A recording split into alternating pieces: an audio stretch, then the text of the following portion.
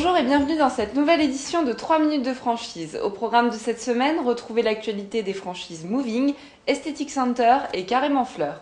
Nous avons rencontré Julie Lamolle, chargée de recrutement franchisé de Dia en France.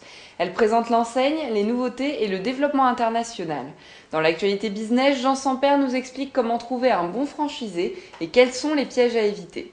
Les 22, 23 et 24 juin, le groupe Moving a accueilli les membres du réseau en Ardèche, près de Vallon-Pont d'Arc, pour 3 jours de convention. Au total, environ 150 personnes étaient présentes, des franchisés, leurs conjoints et des intervenants. Au programme de ces 3 jours, un point sur le réseau, des activités nature et des ateliers de travail. Les franchisés ont eu l'occasion d'échanger entre eux sur les bonnes pratiques, les difficultés rencontrées, les solutions trouvées, les méthodes et outils spécifiques, l'organisation, la gestion et le recrutement. Aujourd'hui, le réseau veut développer les échanges entre franchisés et faire du groupe Moving un réseau convivial et familial. Aesthetic Center, l'enseigne française d'esthétique à prix doux et sans rendez-vous, relance son développement en Belgique, notamment en Wallonie.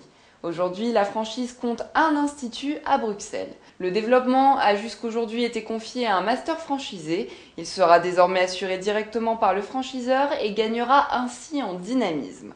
La franchise Carrément Fleur organise cette année son grand jeu concours gratuit, un bouquet pour la sortie des classes. Le principe, réaliser le plus beau bouquet pour son maître ou sa maîtresse et gagner un bon cadeau à utiliser dans un magasin de jouets. Le 22 juin, un grand tirage au sort désignera les 56 enfants âgés de 5 à 8 ans qui participeront aux ateliers floraux du mercredi après-midi et au concours du plus joli bouquet. Toutes les bonnes franchises de fleurs organisent des opérations pour la fête des mères et autres occasions de fortes ventes.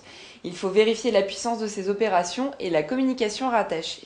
La franchise Dia, initialement connue sous le nom ED, est une enseigne d'origine espagnole qui a commencé son développement en France en 2009.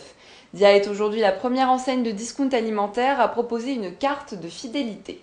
Le réseau connaît aujourd'hui un développement important dans le monde. Nous avons rencontré Julie Lamolle, chargée de recrutement franchisé en France, qui évoque pour nous cette expansion et les nouveautés de la franchise. Dia, c'est une enseigne internationale qui existe, je vous disais, depuis 1979, qui se développe dans des pays d'Amérique latine, d'Amérique du Sud, qui se développe en Asie, en Europe on est présent au Portugal, en France et en Espagne. Donc on a 7 pays de présence dans le monde.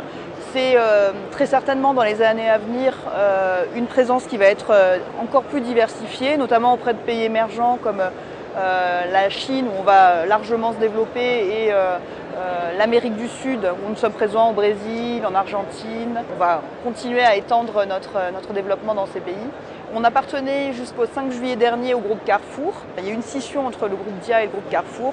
Et aujourd'hui, on va se développer seul, continuer à se développer seul à l'international.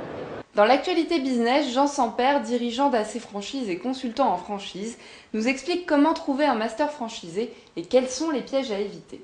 Le bon master est donc très compétent. Il a une excellente expérience du business. Il connaît très bien son pays. Il a une mentalité particulière qui lui permet de respecter le concept du franchiseur tout en analysant son adéquation à son pays et en suggérant des adaptations lorsque c'est nécessaire. Spécial aussi parce qu'il doit faire respecter aux franchisés les règles imposées par le franchiseur d'origine. Il est dommage que de nombreux franchiseurs choisissent des masters franchisés seulement parce qu'ils payent un gros droit d'entrée, alors qu'il faut choisir un master franchisé pour ses compétences, pour sa mentalité et surtout pour les moyens qu'il mettra en œuvre pour développer le réseau et faire réussir durablement ses franchisés. Si vous souhaitez plus d'informations à ce sujet, n'hésitez pas à consulter l'article sur acfranchise.com intitulé « Apprendre à mieux exporter une franchise ». Vous pouvez également visionner nos nombreuses vidéos sur le sujet dans notre programme Franchise, stratégie, import, export. 3 minutes de franchise se terminent, merci de votre fidélité, à la semaine prochaine.